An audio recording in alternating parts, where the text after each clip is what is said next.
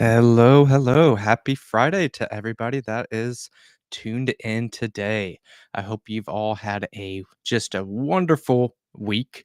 Um, this week, kind of a little bit of a shorter week for a lot of you because of Labor Day, which is, I hope you got to do some fun things. Feel free to put in the comments something fun you did for Labor Day. Um, and then today, our main topic for today is about being patient. I would also, before I get into this talk, feel free to put something down in the comments, something you've had to be patient on. Maybe this is something you're waiting for right now. You're in the midst of just having to wait on something significant, waiting on the Lord for something big. Maybe it's something that you dealt with in the past. Just write a little comment. Write down in the chat if you're listening to this live, or put in the comments if you're watching this afterwards, or if you're an audio only that listens to this after it's uploaded. Yeah, feel free to send me an email, Johnny at truthandgracecounseling.com. I would just love to hear from you. Now, what's something that you're waiting on? So let's kind of dive in here. I'm going to give you some personal examples here.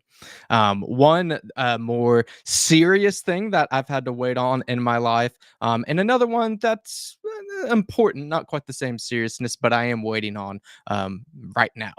So I'll start with the more serious one. My wife and I, which she is tuning in right now. So hello to Mary that's watching. My wife and I, we have been married a little over 7 years now. And at the time when we were and well, before we had met, I was waiting. I was waiting on finding a spouse, finding my wife. And at the time, in my naivety, I was like, "Man, I've been waiting forever." We got married when I was 28, but at the time, mid 20s, like, "Man, how long am I going to wait?" And thankful to the Lord that the Lord brought Mary my way, and we didn't wait very long. Once we met, we ended up getting engaged and married pretty quickly. We were from the time we first started dating to when we were married was just about 9 months. So we didn't wait long once we met each other. But me being patient, waiting to meet my bride, there were moments where it was hard, and I can look back at that now and kind of laugh at myself, laugh at my naivety, and how like, hey, you really didn't have it that bad. But at the moment, I really wanted to be married and I didn't know how long I was going to have to wait. Um, and those moments are hard. It's hard to be patient when you want something big like that, a spouse. You're waiting on a new job. You're waiting on some medical results or something like that that are just really big things in your life. It's really hard to wait, to be patient. It's almost better, using the medical example, it's almost better as far as dealing with patients, when you get bad news, as weird as that sounds, because at least I know what I'm dealing with. It's that just waiting, I don't know what's going on. That is hard. It's really hard to wait. Give you another personal example. This is the one that's not quite as serious as when I was waiting on having a spouse, God leading Mary into my life. Right now, we are in the middle of building a new house. And we are beyond blessed to have the means to build this house. And it is coming along and splendidly. It got started earlier this year in the spring, and it should be done here probably in the next couple months or so. But my goodness, when people say that it's hard towards the end, you get a little impatient. If you've ever built a house or known someone that's built a house, I can live that. When we check in, like, oh man, did they do anything today? Just get that impatient feeling. And it's one of those I have to check myself. God has blessed my family with all sorts of incredible, both financial blessings and excellent family and a community of believers. We've been given so much that we don't deserve. And if I just get caught in that, like, come on, speed it up, let's go, let's get into this house, I miss that. I'm not being patient. I'm not taking advantage of the breath that I received today that I was not guaranteed. Because when I get in that mindset, I'm in the mindset of God, I know best. Just get me into this house. I deserve it. I deserve to be in that house now. I don't. I don't deserve it. I don't deserve to be alive. None of us deserve anything. Every day that we are given is a gift from God, and that's really sometimes when I keep make these themes for Faithful Friday. Sometimes I look at what the guest on Monday was talking about and use that as the theme. Oftentimes, I'm just talking to myself because I'm imperfect, like the rest of you are, and I wanted to make sure that I stay patient in the Lord.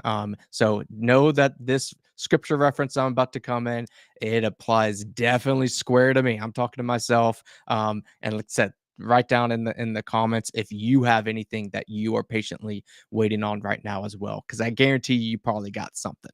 So let's get into the text today. The text is in Psalm 37, verse 7. Before I start reading this, just know I've used some of the Psalms before on Faithful Fridays. If you're looking at any type of emotion, whether it be anger, whether it be grief, sadness, despair, any type of emotion, look at the Psalms. I guarantee you there is a Psalm that speaks to whatever emotion you're feeling at some point. And the psalmist, whether it's King David, whoever that might be writing that particular psalm, probably had it worse than you do. And it's a good convicting thing. So highly, highly recommend the Psalms for whatever emotional type of issue you're going through. So let's read Psalm 37:7, and this is in the ESV translation. Be still before the Lord and wait patiently for him. Fret not yourself over the one who prospers in his way, over the man who carries out evil devices. I keep these Faithful Friday texts fairly short, either just a verse or a couple verses. I highly recommend if this kind of is convicting to you, read the whole psalm. Read all of Psalm 37. It's an excellent, excellent psalm. Um, but let's go into this. First part is really what it relates to when it comes to patience and things that we're waiting for. Be still before the Lord and wait patiently for Him. We could honestly just talk on that. That is key here. First part there is be still. Right now, my life personally is just filled with busyness. I have a pretty full counseling practice that keeps me busy. Got three little kids that definitely keep me busy. Obviously, talked about with my wife and keeping our relationship going healthy and strong. Have the new house that we're making decisions on all the time, and trying to manage the old house, our current house, and also we're getting ready to sell this house. There's a lot that's going on in my life. um it's not very easy to be still. I'm not going to just naturally be still right now, especially in this season of my life. But for all of you listening, you all have different things going on. Our life, our culture, is very connected. It's very busy. There's a lot going on, and there's benefit to that. I'm certainly not one that's going to say all technology is bad or we just need to go back 30 years from the past or whatever. I believe God has given us and gifted us different technologies, just like this right now, me being able to talk to you now. There's all sorts of great things that make our life busy, but you need to be still. You need to be able to weed out, is this part of my life? Is it really that important? Am I spending too much time just on my phone, doom scrolling? If you don't know what that is, it's basically just standing on your phone and scroll, scroll, scroll, scroll, scroll, and seeing all these terrible things on Twitter or wherever, Facebook. Um, Maybe I need to cut some of that time out and be still. That can involve reading scripture. I My wife and I were going through a Bible reading plan that we do together. That is a fantastic thing to do, to have that plan. Maybe that just involves personal prayer. It could also just involve sitting, being quiet. Something that we are super excited about, going back to patience with our new property, is we have about 16 acres that we are living on, and it is still out there. When we walk out back behind our house and just kind of let the kids play around, we don't hear a lot of traffic going. We don't hear a lot of neighbors talking. It's still um, you may not have that access. Maybe you need to go alone in a room. These headphones I have on my head are noise canceling for a reason. It helps bring quietness into my life and to my work when I'm working at home. Maybe you need some noise canceling headphones. Maybe you need to go take a walk outside, go to the library, but you got to be still, be quiet before the Lord and wait patiently for him. That is an active thing to do. We need to actively wait patiently, not just sit back and I'm kind of fidgeting around and moving around all the time. Waiting patiently in his goodness. He has a plan for us. He is going to work everything out for his good. We need to rest in that fact. It's not going to happen naturally. We have to seek that out, seek him out. And be good with that patience. Be good with the waiting. I know that's easier said than done. It's not because the waiting itself is good. It's because he is good, and he's making us wait for a reason, and we need to accept that. Like this next part, it really relates into really what we're going through right now with different politics and just the craziness of the culture. But it really speaks into kind of conviction into my life as well. Fret not yourself over the one who prospers in his way, over the man who carries out evil devices. So, is there evil in the world? Yep, you betcha. My daughter has talked with me about different fears and things that she's had in her little life, and talks about bad guys. Are there bad guys here? Are there bad guys in Duncan where we live? Yes, there's bad guys. There's bad guys in politics. There's bad guys all over the place. Quite frankly, you and I are bad guys too. We all have sin in our heart, but we need to not fret over the bad guys. We don't need to fret over the evil ones. We don't need to fret over the president debate with Kamala and Trump coming up. We don't need to fret over the lies that are going to be told and things of that nature. Now, note here, it's talking about not fretting yourself. Doesn't mean to not concern yourself, especially as it relates to politics. That's part of why this podcast exists. I want us to be active in your values. If you are a conservative Christian, be active. Part of that means voting, means being educated, maybe calling out some lies, but not to fret, not to worry. Look, if Kamala Harris wins the presidency, I I think there's going to be some negative effects there. I'm not going to sugarcoat that, but we don't need to fret. God has this under control.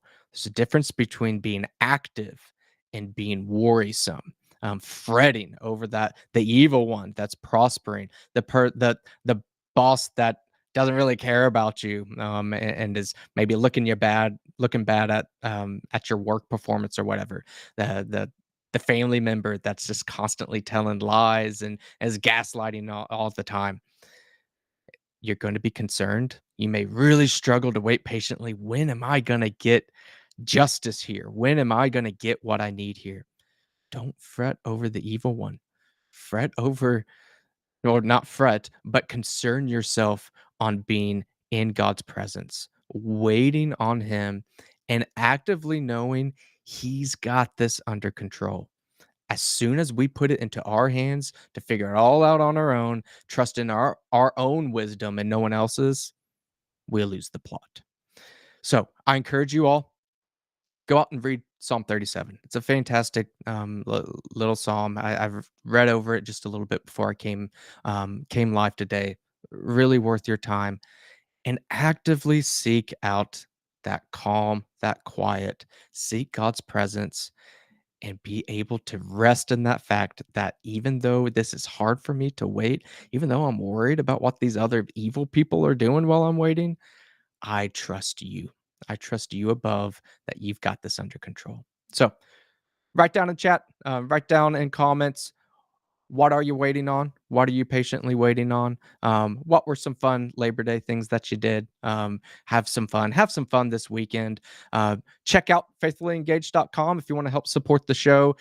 Get some merch. I've got my mug that's kind of hiding out back there. Got mug, got t-shirts.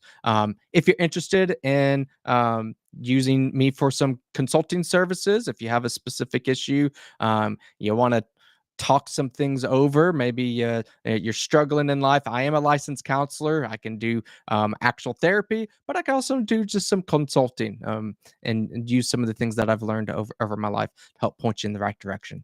Check all that out at faithfullyengaged.com. Thank you again for tuning in, and I'll catch you on the episode on Monday.